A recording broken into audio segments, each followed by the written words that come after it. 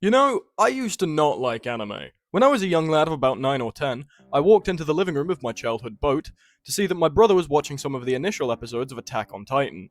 And I was curious. So, after making what was presumably the healthiest meal to ever grace this earth, I sat down next to him and began watching. I observed this show's wondrous animation, its smooth action scenes and compelling scenarios. And then I actually saw one of the titular titans, and I got so grossed out that I came to the conclusion there and then that I didn't watch, nor did I like anime. And so, life went on. I consumed animation in the form of Ben 10 and Teen Titans, and basically anything that was on Cartoon Network in the 2010s. As I got older, my tastes evolved. I became refined. I went back to watch some of the classics, such as Batman the Animated Series and that one Spider-Man show from the 60s. Quick, when he swings down, throw the vibrator at it. What? So a couple months ago, I was yet again in my living room with my brother when he put on Solo Leveling, to which I lightly objected, citing once again that I do not like anime. Anyway, I really like Solo Leveling.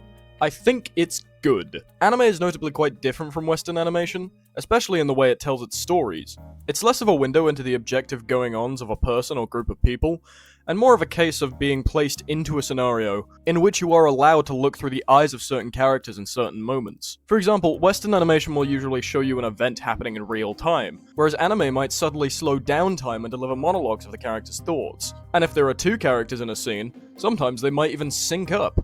Wow, telepathy. But even visually, there is a very clear and distinct difference between Western animation and anime. Anime is sharper, messier, more colorful. Western animation is rounder, tidier. They kind of look like they filmed it on an in-universe camera and then just didn't color grade it. Some do actually think that anime might even just look better. That could be why we have shows like Avatar: The Last Airbender and My Adventures with Superman that take heavy inspiration for their art styles from the East. Which brings me to today's question.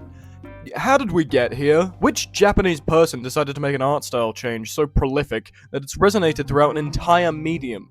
And why did they do that?